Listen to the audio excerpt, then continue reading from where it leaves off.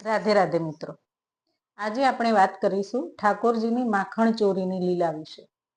આપણે બધા એટલું જાણીએ છીએ કે ઠાકોરજી ગોપીઓના ઘરે માખણ ચોરી કરવા માટે જતા હતા, પણ શુકાચાર્યજીએ ક્યારે પણ એવું નથી કીધું કે ઠાકોરજી ગોપીઓના ઘરે માખણ ચોરી કરવા જતા હતા, પણ ગોપીઓ ઠાકોરજીના દર્શન માટે માખણ ચોરીની ફરિયાદનું બહાનું લઈને યશોદાજી પાસે જતી હતી કે ગોપીઓ બધી જેટલી બી ગોપીઓ હતી એ બધી યમુના તટે ભેગી થતી હોય ત્યારે એ લોકો એવી વાત કરતા હોય કે તે કેટલા દિવસથી કાનાને નથી જોયો, બીજી કે તે કેટલા દિવસથી કાનાને નથી જોયો, કેટલો ટાઈમ થઈ ગયો, ત્યારે કોઈ કે મેં અઠવાડિયાથી નથી જોયો, કોઈ કે મેં મહિનાથી નથી જોયો, કોઈ કે મારે તો ઘણો બધો ટાઈમ થઈ ગયો। એટલે પછી આપણે ગોપીઓ એવું વિચારતી કે કાનાના દર્શન કરવા જવું છે કૃષ્ણના, તો કેવી રીતે જવું? તો કાનાના દર્શન કરવા જવા માટે એ લોકોએ એવું વિચાર્યું કે આપણે બધા આવી રીતે કંઈક ના કંઈક ફરિયાદ કરવા યશોદા માતાને જઈએ, એટલે બાનું એક મળી ગયું ફરિયાદ કરવાનું કે માખણ ચોરી કરવા ઠાકોરજી બધી ગોપીઓના ઘરે જતા હતા। આ રીતનું વર્ણન શુકાચાર્યજીએ કર્યું છે। બીજો એક ભાવ એવો છે કે ઠાકોરજી અગર માખણ ચોરી કરતા હતા તો એના પાછળનું કારણ કે ઠાકોરજી અને એમના બીજા બધા સખાઓ, તો ઠાકોરજીના સખામાં કોણ કોણ? તો જે તનથી સુખા, મનથી સુખા, ધનથી સુખા, એટલે તનસુખા, ધનસુખા, મનસુખા, મધુમંગલ, શ્રીદામા અને તોક, આ બધા ઠાકોરજીના સખા। હવે આ બધા સખા સાથે ઠાકોરજી રમતા હોય, ક્રીડા કરતા હોય, ત્યારે રમત રમતમાં કોઈ એક સખાને વાગી ગયું કે કોઈને ધક્કો લાગી ગયો, કોઈ પડી ગયું, તો એ લોકો તરત જ રડવા લાગી જાય કે મને વાગ્યું, મને લોહી નીકળ્યું, મને આમ થયું, તેમ થયું। એટલે ઠાકોરજીએ કીધું કૃષ્ણએ, કાનાએ કે તમે તો જરાક વાતમાં રડવા લાગો છો, કેમ ઘરે માખણ આટલું બધું હોય છે, ગાયો છે, દૂધ છે, દહીં છે, છાશ છે, માખણ છે, તો ખાતા નથી તે આટલા દુબલા પતલા છો ને ફટ લઈને રડવા લાગો છો? એટલે પેલા એમના જે સખાઓ હતા એમને એવું કીધું કે કાના તું તો લાલા, તું તો રાજાનો છોકરો, એટલે તને તો બધું જ મળે, પણ અમારે તો બધું માખણ હોય, જે બી હોય એ બધું અમારે મથુરા મોકલાવી દેવું પડે। અને મિત્રો એવો એ સમયે કંસનો એવો આદેશ હતો કે વ્રજમાં મથુરા સિવાય કોઈ પણ જગ્યાએ જેટલું બી માખણ હોય એ બધું એમને મથુરા મોકલાવી દેવાનું, એમના ઘર માટે બહુ રાખવાનું નહીં। એટલે એ બધું કર સ્વરૂપે બધું માખણ ત્યાં જ જતું હતું, અને એ જે માખણ ત્યાં જતું હતું એનો ઉપયોગ મથુરાવાસીઓ પોતાના માટે કરતા, અને જે વધે એ બધું બહાર વેચવામાં આવતું, એનું બહાર નિકાસ કરવામાં આવતી। એ રીતે મથુરાનો વિકાસ કંસ દ્વારા થતો હતો। આ રીતે મથુરાનું કાર્ય ચાલતું હતું। તો ઠાકોરજીએ વિચાર્યું કે પેલા સખાએ કીધું કે બધા અમારું બધું જેટલું બી માખણ હોય એ બધું જ ત્યાં જાય, એટલે ઠાકોરજીએ વિચાર્યું કે આ ગોકુળમાં, ગોકુળનો મતલબ જ એ કે ઘરે ઘરે ગાયો હોય, આખા ગામમાં ગાયો હોય, અને કોઈના ઘરે એકાદ ગાય તો હોય જ નહીં, બધાના ઘરે ઘણી બધી ગાયો હોય। એટલે હવે ઘરે ઘરે ગાયો હોય તો પણ આવી દશા, આપણે આપણી ગાયોનું માખણ આપણે નહીં ખાઈએ અને આપણે બધું જ ત્યાં મોકલાઈ દઈશું, એના માટે ઠાકોરજીએ પછી એવું કીધું એમના મિત્રોને કે આવી રીતે સીધું સીધું માખણ ના મળે તો કાલથી ચોરી કરો। એટલે બધા મિત્રોએ ના પાડી કે ના લાલા, અમે ચોરી તો નહીં કરીએ। તો ઠાકોરજીએ કીધું કેમ ચોરી નહીં કરીએ? એટલે કે જો ચોરી કરીએ ને તો અમારી માતા ના પાડે છે। તો કે કેમ ના પાડે છે? તો કે એમને કીધું કે ચોરી કરીએ તો તમારા લગ્ન ના થાય।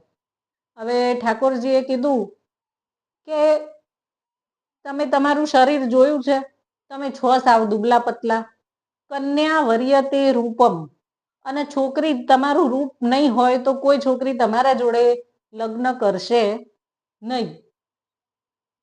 પેલા મિત્રોએ કીધું કે તું કંઈ પણ કે લાલા, પણ અમે તારા જોડે ચોરી કરવા નહીં આવીએ.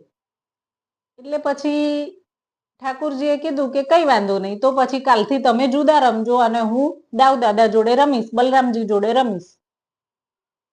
મારે આવા દુબળા પતળા લોકો જોડે રમવું નથી. થોડુંક વાગી જાય ને રડવા લાગે એવા ભાઈબંધો મારે જોતા નથી. એટલે તરત જ પેલા બધા સખાઓ હતા એમને કીધું, દેખ લાલા, તારે તું કંઈ પણ કે, જે કરવું હોય કર, પણ તું અમારાથી દૂર જવાની વાત કરીશ નહીં. તું જે કહીશ એ કરીશું. તરત જ ઠાકોરજીએ કીધું કે બોલો, ચોરી કરવા આવશો? તો કે હા. બધા મિત્રો રેડી થઈ ગયા. એટલે ઠાકોરજીએ એવું કીધું કે તો પછી આ જેટલા સારા કામ કરવાના છે આજ જ કરી લો, કાલથી ચોરી કરવાની. જેટલા સારા કામ હોય આજ કરી લો, કાલથી તો ચોરી જ કરવાની છે.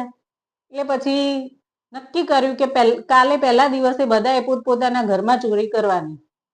એમ કરી નક્કી કરીને બધા ઘરે ગયા.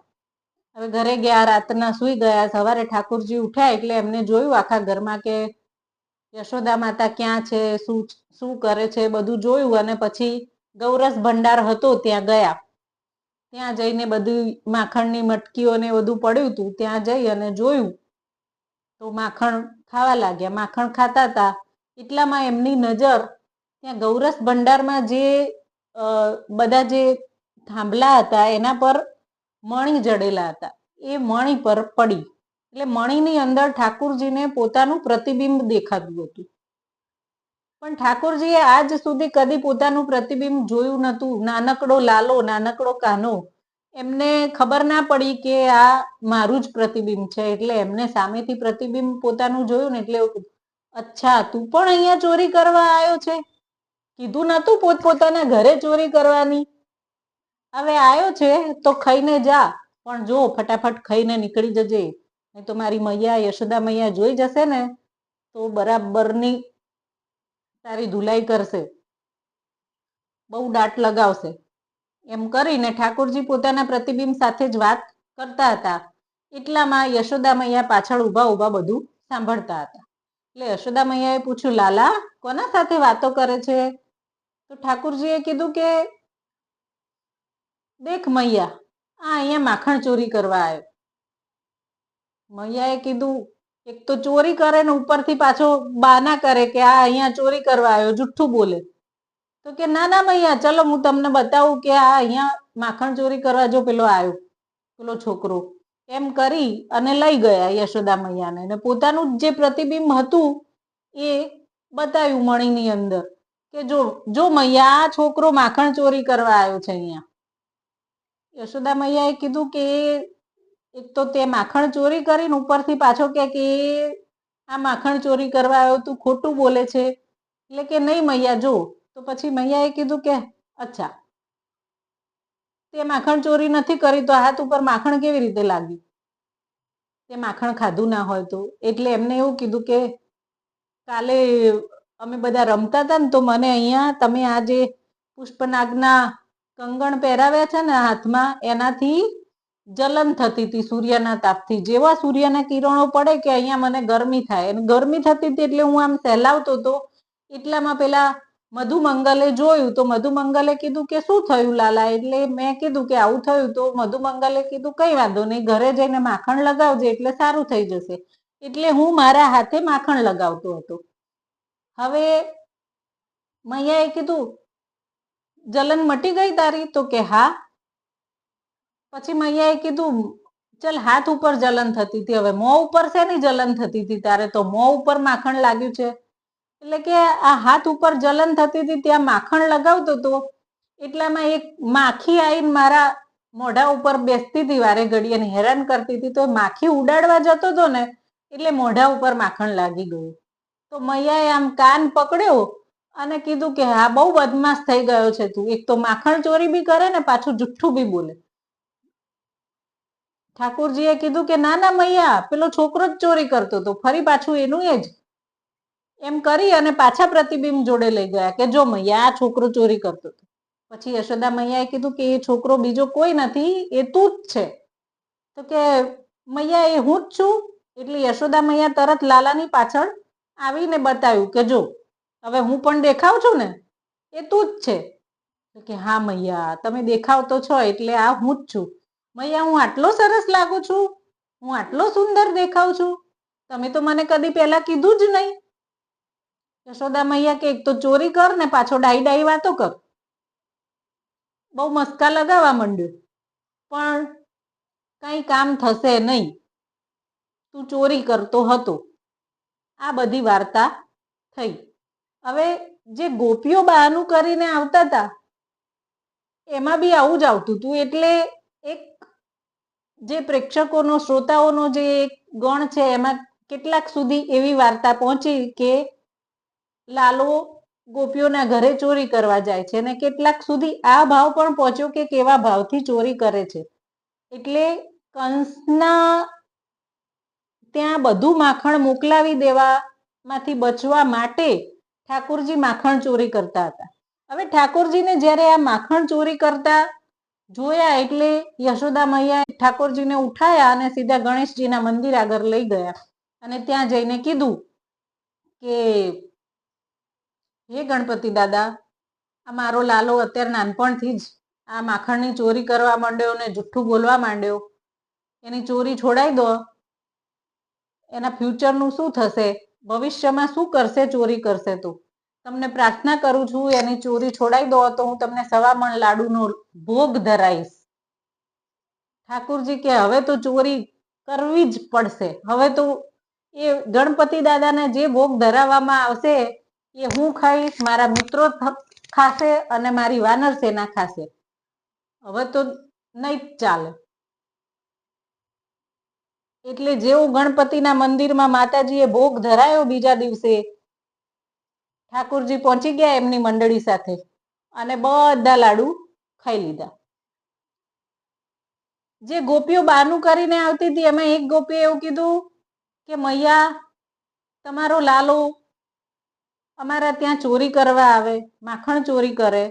ચલો માખણ ચોરી કરીને ખાય, કોઈ વાંધો નહીં, એ ખાય, એની મંડળીને ખવડાવે, એના બધા સખાઓને ખવડાવે, એની વાનર ટોલીને ખવડાવે તો પણ કંઈ વાંધો નહીં.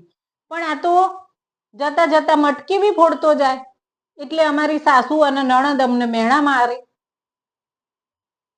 બીજીએ કીધું કે ચલો આયો, માખણ ચોરી કરી, બધું કર્યું, પણ કોક વાર અગર માખણ ના પણ મળ્યું, જો માખણ ના મળે તો છોકરાઓને સવારે સૂતા હોય એમને હેરાન કરીને જતો રહે. એટલે અમારા નાના નાના છોકરાઓ સવારના પોરમાં જ રડવાનું ચાલુ કરી દે. બીજીએ કીધું કે અમારા ઘરે તો એવું કર્યું કે માખણ ચોરી કરવા ના મળી એટલે રાતના હું અને મારા પતિદેવ સૂતા હતા તો આવીને એમની દાઢી અને મારો ચોટલો બાંધીને જતો રહ્યો. હવે રાતના કે કોઈને પાણી પીવા ઉઠ્યું કે કોઈ લઘુશંકા માટે ઉઠ્યું તો કોઈની દાઢી ખેંચાય ને મારો ચોટલો ખેંચાય. હવે કરવાનું શું? પછી એક ગોપી કે આ તો બધું ઠીક, પણ મારા ઘરે તો આવ્યો, હું સવારે પંજરી બનાવતી હતી, પ્રસાદ બનાવતી હતી અને આવ્યો કે ભાભી પંજરીની સુગંધ આવી રહી છે, એટલે તમે આ શેના માટે પંજરી બનાવી રહ્યા છો? તો પેલી ગોપીએ કીધું કે મારા પતિદેવનો આજે જન્મદિવસ છે એટલે સાંજે સત્યનારાયણ ભગવાનની કથા રાખી છે એટલે હું પંજરી બનાવું છું. તું સાંજે આવજે એટલે કથામાં, એટલે તને પંજરી આપીશ, પ્રસાદ આપીશ. તો મને એવું કહી દીધું કે ભાભી હું જ સાચો સત્યનારાયણ છું, હું જ જય છું. તો કે મેં જરા મજાક મજાકમાં કીધું લાલા હજી નાતા ધોતા તો આવડતું નથી અને તું જય બની ગયો. અને એક જરાક ટપલી અડાડી એમાં તો મોઢું ચડાવીને બેસી ગયો અને પાછો કે ભાભી તે તો સાચા જયનું, સાચા સત્યનારાયણનું અપમાન કરી દીધું.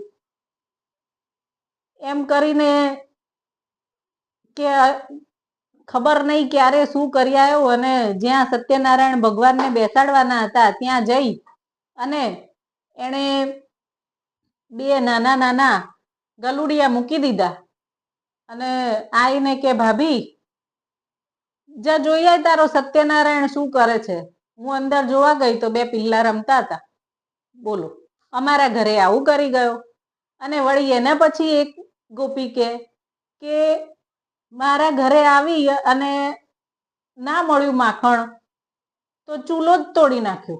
હવે અત્યારે આપણા જમાનામાં અહીંયા અત્યારે તો આપણે ગેસ, સ્ટવ, સગડી બધું જ હોય. એ વખતે તો માટીના ચૂલા જ હતા. હવે આજે ચૂલો તોડી નાખ્યો તો આજના આજ ક્યારે બનવાનું અને ક્યારે સુકાય અને ક્યારે તમે રાંધો. એટલે આવી લીલાઓ ઠાકોરજી કરતા હતા. રાધે રાધે મિત્રો.